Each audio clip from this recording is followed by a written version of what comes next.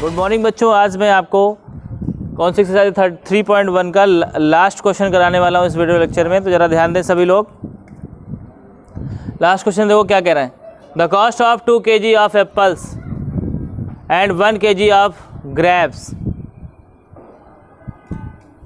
On a day was found to be ₹160। बहुत ध्यान समझें, यहाँ पे दो चीज़ें क्या क्या हैं। पहला है एप्पल्स, दूसरा है ग्रेप्स। आपको पता है कि एप्पल और ग्रेप्स सब केजी के हिसाब से मिलते हैं, है ना, और सबकी रेट अलग अलग होता है। तो चूँकि हम लोग टॉपिक पढ़ रहे हैं लीनियर इक्वेशन इन 2 वेरिएबल, इसलिए 1 kg दोनों का हम लेट कर लेंगे कि 1 kg की कॉस्ट क्या है। तो क्या लेट करेंगे, the cost of 1 kg apple is X and the cost of 1 kg क्या था और ग्रेप्स इज़ Y। ऐसे लेट करेंगे। तो जब यहाँ पे सोल्यूशन डाल लिख दिया, let the cost of 1 kg apples equal to X and the cost of 1 kg grapes equal to Y according to first question. देखिए फर्स्ट क्वेश्चन क्या कह रहा है वो समझते हैं। The cost of 2 kg apples, बताओ भाई 1 kg एप्पल्स की कॉस्ट क्या थी X रुपीज़, 2 kg कितनी हो जाएगी 2X। तो भाई यहाँ पे हो गया 2X plus 1 kg of grapes, आपने क्या माना है उसकी कॉस्ट Y। टोटल कितने रुपए उसने खर्च किए हैं 160। आपका पहला इक्वेशन बन गया।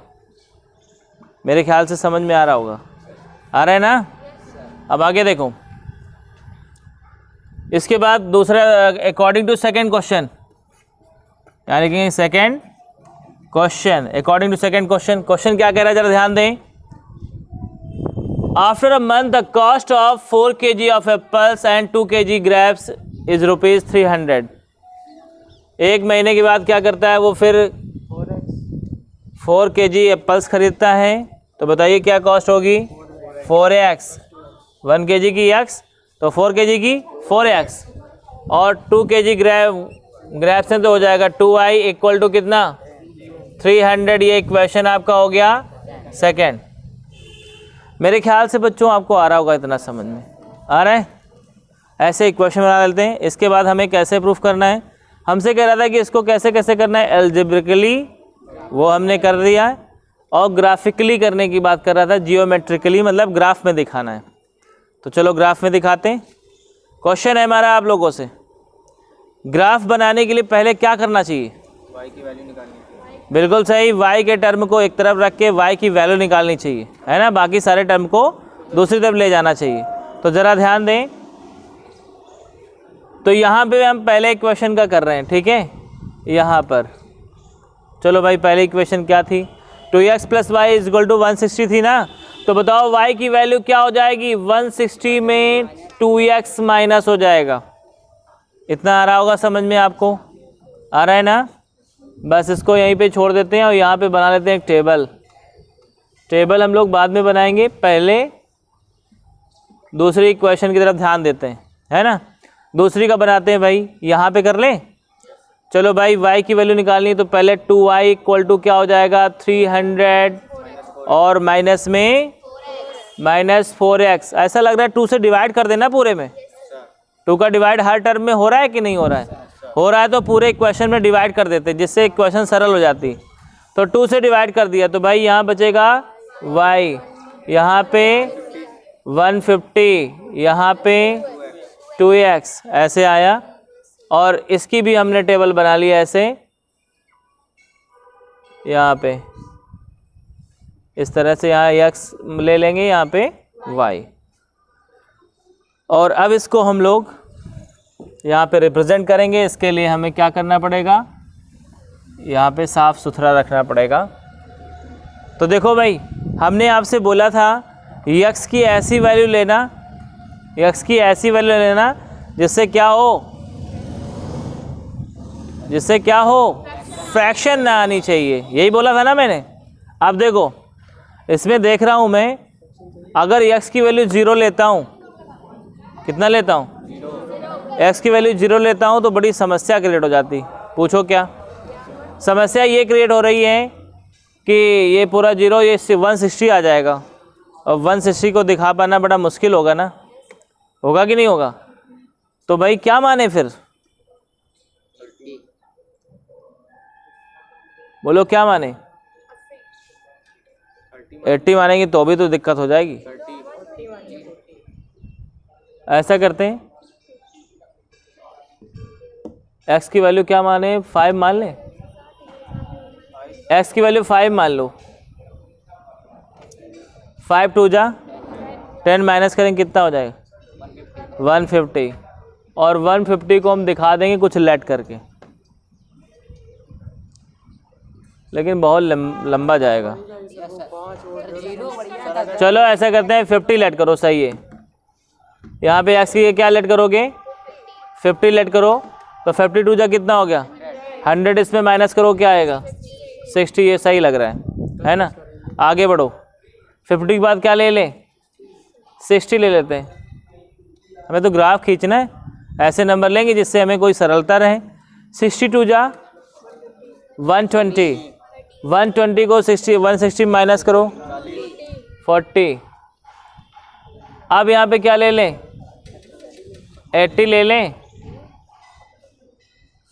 80 ले लो, 70 ले लो, कुछ भी ले लो। 82 जा कितना हो गया 160, 160 में 160 माइनस, ठीक है। अब देखो यहाँ ऐसा लग रहा है सब 10 के टेबल में आने वाले हैं कि नहीं, तो हम यहाँ पे लेट आसानी से कर सकते हैं। क्या लेट कर सकते हैं 10 इज इक्वल टू 1 सेंटीमीटर, कर सकते हैं ना। तो अब यही चीज दिमाग इसमें भी लगाना है। चलो भाई देखते हैं क्या माने।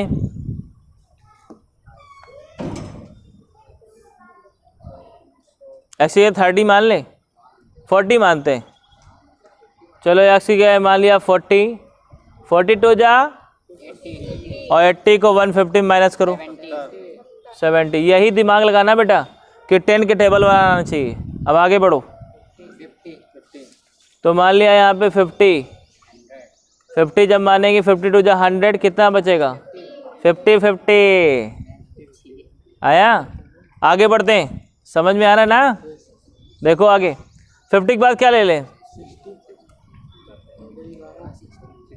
ले लो 60 भाई। 62 जा 120, 120 को 150 माइनस करो 30। इस तरह से बेटा हम लोग बड़ी आसानी से ये पॉइंट्स बना सकते हैं, टेबल बना सकते हैं।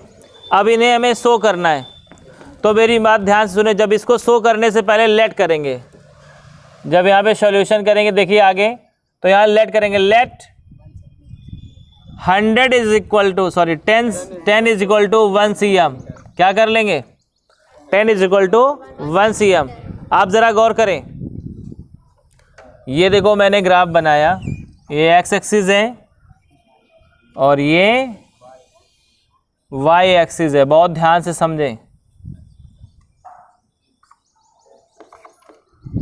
देखो बच्चों यहाँ पे 1 2 3 4 5 6, स्केल से नाप के करना, बिल्कुल एग्जैक्ट सही होना चाहिए। यहाँ पे -1 -2 -3 -4 -5 -6, यहाँ माइनस का होता है ना -7। कोई बात नहीं, उससे फ़र्क नहीं पड़ता, आगे बढ़ा लेंगे, ठीक है। आगे देखें, यहाँ पे 1 2 3 4 5 6 7 ऐसे ले लिया। -1 -2 -3 -4 -5 -6 -7 -8 ऐसे ले लेंगे। ठीक बच्चों, आ रहा है समझ में। If you have any doubt you can ask me. देखें जरा, पहला पॉइंट देखिए 50, 60, एक्स एक्सिस में 50। ज़रा ध्यान दो, आपने 10 बराबर क्या माना है, तो बताओ 50 जाने के लिए क्या होगा 10 बराबर 1 cm, तो 50 जाना तो कितना होना चाहिए तो एक्स एक्सिस में 5 cm चलते हैं, 1 2 3 4 5, यहाँ पे खड़े हो गए। और भाई कितना आ रहा है 60, 1 2 3 4 5 6, इसी के सामने आ जाए। बिल्कुल स्केल से नाप के करना बेटा। तो ये हो जाएगा आपका कितना 50, 60, ऐसे कर पाओगे। आगे बढ़ते हैं। अगला पॉइंट क्या है 60, 40, एक्स एक्सिस में 60 चलते हैं, 10 20 30 40 50 60, यहाँ पे आएंगे ना 60। और 40 पे कहाँ पहुँचे 1 2 3 4, ये आ गए, ये आए ना। कितना हो जाएगा 60, 40, ऐसे कर लेना बेटा, ठीक है। अब आगे बढ़ते हैं।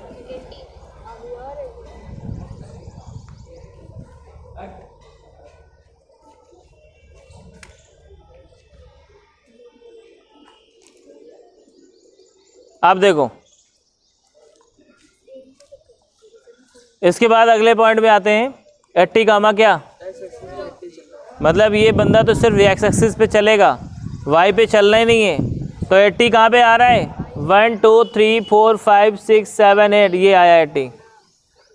बेटा सही से अगर रखेंगे एकदम एग्जैक्ट माप होगी तो एकदम स्ट्रेट लाइन आएगी, ये समझ लीजिए आप। ये पॉइंट इधर होना चाहिए था, समझ गए।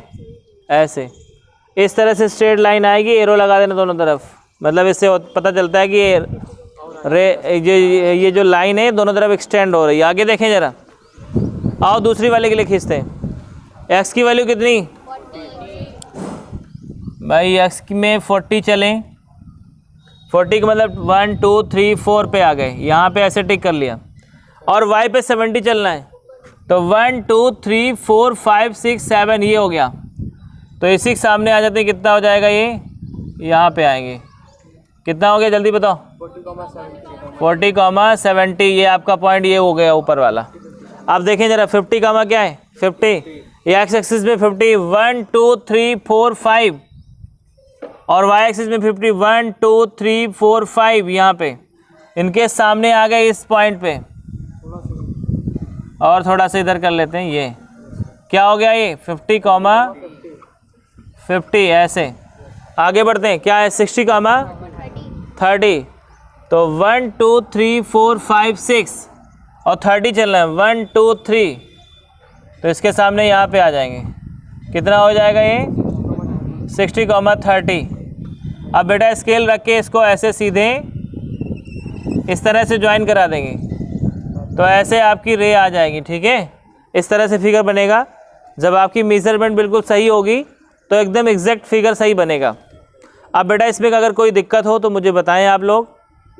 बाकी इस वीडियो लेक्चर में इतना ही। अब नेक्स्ट एक्सरसाइज नेक्स्ट वीडियो में बताएंगे। तब तक के लिए bye bye, have a nice time.